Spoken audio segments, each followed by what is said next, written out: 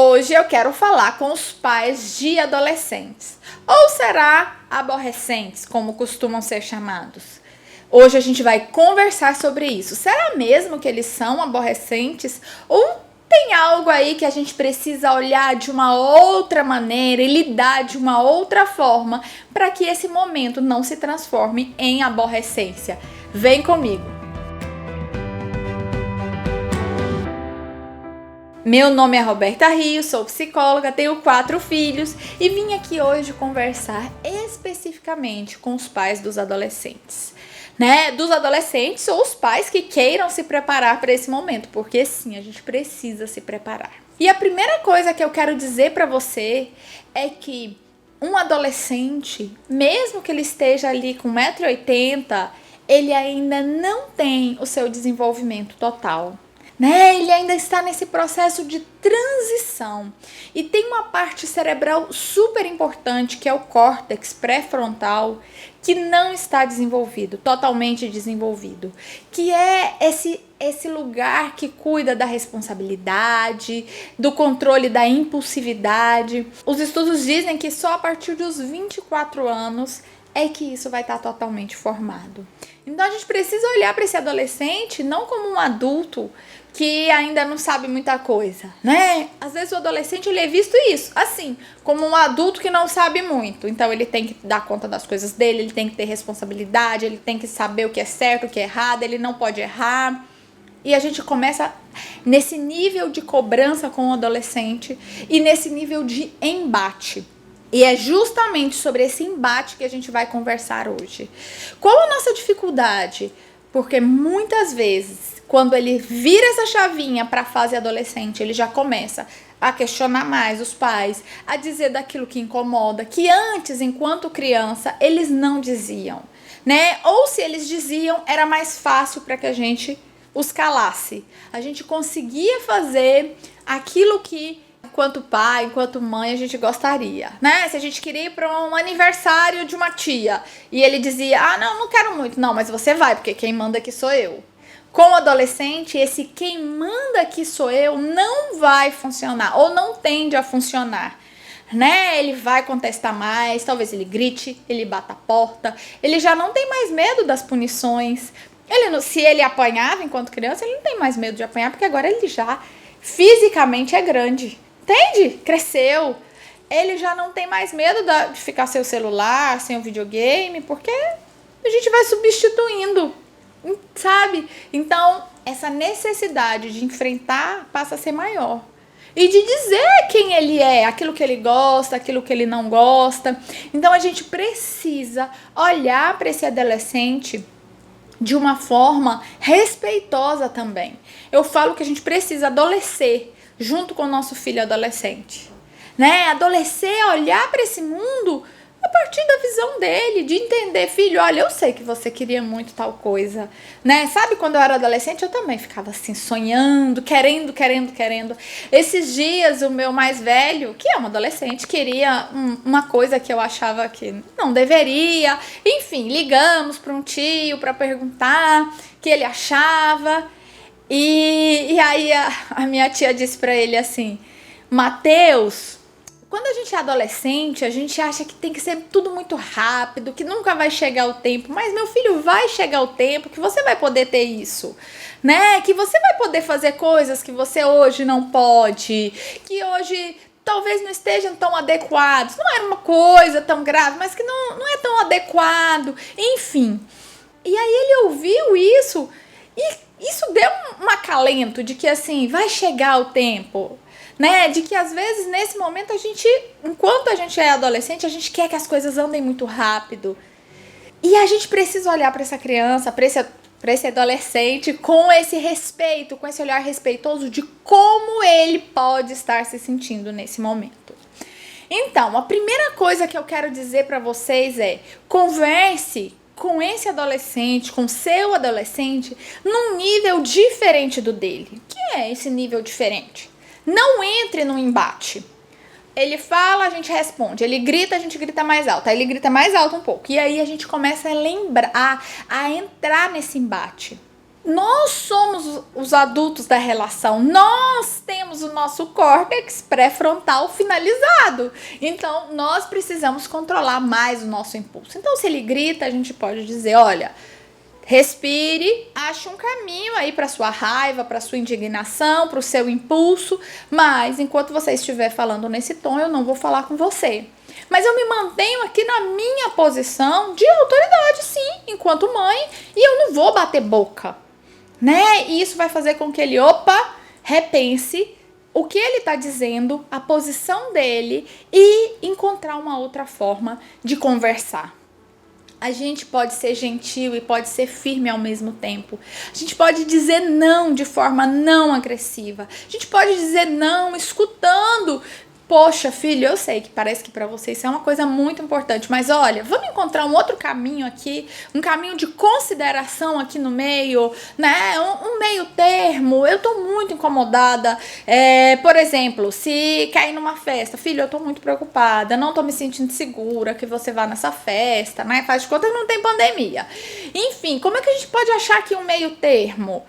Posso ir com você, eu posso te buscar mais cedo, antes que as coisas fiquem perigosas diante do meu ponto de vista. A gente pode deixar para outra. Eu já fiz coisas do tipo, Roberta, olha, filho, essa festa eu acho que não é legal para você, mas o que você acha de chamar seus amigos aqui para casa? Vocês brincam, jogam, a gente pede uma pizza, enfim. Encontra outros caminhos, porque naquele momento ele queria estar com os amigos numa festa, mas eu achava que não era adequado, a gente entendia que não era, né, antes de pandemia. Enfim, e aí a gente vai encontrando caminhos e possibilidades, né, mas assim, sempre ouvindo o que ele tem para dizer. O adolescente, esse é o terceiro ponto, a gente precisa ter isso com muita clareza, ele precisa ter voz. Senta aqui. Deixa eu te ouvir, mesmo que eu não concorde com nada que você fala, mas eu quero te ouvir. Eu considero aquilo que você tem para me falar, né? Eu considero quando você diz que a aula online tá horrível e que por isso você não tá prestando atenção e por isso as notas estão baixas. Vamos conversar sobre isso. Senta aqui que eu quero entender o que tá acontecendo. Senta aqui que eu quero entender por que você quer ir para essa festa ou por que, enfim, por que você mentiu? Quando eu disse que para você ir dormir, você ficou até de madrugada no celular e perdeu o horário da aula online. Senta aqui e me conta o que você está sentindo. A gente não precisa concordar, a gente não precisa aceitar, muito pelo contrário. Mas quando a gente ouve o que ele pode estar sentindo, quando a gente se propõe a dar para eles essa voz, isso faz toda a diferença, né? Faz toda a diferença, inclusive, no desenvolvimento deles. Porque quando a gente não dá essa voz para eles, eles vão buscar ser ouvidos de outra forma. Seja aumentando o tom de voz e gritando cada vez mais, seja buscando ser escutado de outras formas, com agressividade, com uso e abuso de álcool, de drogas, seja se arriscando, seja se colocando em situações perigosas. Então, esse adolescente ele precisa ser escutado pelos adultos que são referência, pai, mãe, tio, padrinho, enfim, as pessoas importantes, os educadores na escola, fazem muita diferença e podem fazer com que um adolescente deixe de se cortar, de se automutilar por uma escuta adequada. Não precisa necessariamente, nesse momento, ser um profissional, né, que vai ter uma escuta qualificada, mas alguém que esteja genuinamente disposto a sentar e escutar. Deixa eu entender, filho, deixa eu entender, aluno, o que está acontecendo para que você haja dessa forma? O que você está sentindo? Sabe, isso é algo genuíno, precisa ser algo que vem de dentro, que a gente está ali disponível para entender, para escutar, para dizer, para até compartilhar das nossas experiências, né? Isso é uma comunicação não violenta. Eu digo pro meu filho, a minha necessidade nesse momento é que eu não posso deixar você fazer isso, porque eu não concordo, eu não vou me sentir bem, eu não vou me sentir segura, eu acho perigoso. Eu falo do que eu sinto também pra ele, e aí ele vai dizer do que ele sente e a gente vai encontrar esse caminho do meio, seja dizendo não, olha, não tem alternativa, não tem jeito, nesse momento não dá. mas ele foi escutado. É diferente quando a gente grita daqui, só assim, não, você não vai, pronto, acabou, porque quem manda aqui sou eu. É muito diferente. Eu garanto pra vocês, experimentem, vocês vão colher bons frutos. Outra coisa, o 5º item, escolha os seus embates. Gente, não dá pra gente brigar por tudo o tempo todo. A gente precisa escolher aquilo que realmente é importante. E que embates são esses? É uma festa que você acha que é perigoso? É uma saída? É a aula que não está sendo adequada? Não está entendendo? Não está estudando como deveria? Senta aqui, vamos conversar. Vamos resolver este problema. Né? Outras coisas a gente precisa também deixar passar. Deixar passar mesmo. E dizer, olha, isso aqui tá bagunçado, eu acho que tá precisando de uma organização. Mas não virar uma guerra. Imagina se a gente for guerrear por tudo, a gente não vai conseguir nada, a gente vai só se afastando. E quando a gente se afasta, mais difícil fica deles nos atenderem e mais difícil fica a vida deles também. Mais desamparados eles ficam e mais coisas erradas, entre aspas, eles vão fazer. Compartilhar as nossas experiências. Esse é o 6º ponto e o último, eu acho que é algo assim muito importante. A gente precisa dizer, né? Olha, quando eu era adolescente, eu também me sentia assim. Olha, aconteceu isso lá em casa. Olha, isso traz uma proximidade. Isso traz uma sensação de que assim, ela me entende, mesmo que ela faça, que ela não deixe, que ele não deixe, mas ela tá entendendo o que eu tô dizendo, né? Eu fui adolescente um dia, a gente precisa dizer disso pra eles. E isso vai fazendo com que a gente se aproxime. E uma das coisas mais importantes que a gente sempre diz, a adolescente precisa ter adulto de referência em quem ele confie.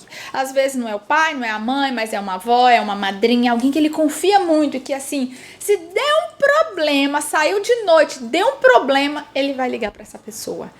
Né? Imagina o nosso filho na rua, porque isso vai acontecer em algum momento, e acontece um problema, seja lá onde for, e ele pensa, não posso ligar pra minha mãe, não posso ligar pro meu pai, porque eles vão só brigar comigo. Eu vou ficar só de castigo.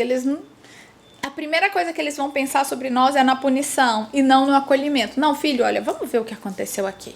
Não é assim, por que você se meteu nisso? Que confusão, não. Sabe? A gente precisa sair desse lugar e encontrar esse lugar de vínculo, de acolhimento, que eles estejam sim próximos a nós e que eles busquem em nós quando alguma coisa também não dá certo, para que a gente possa orientar, para que a gente possa acolher e ajudá-los a fazer diferente na próxima vez.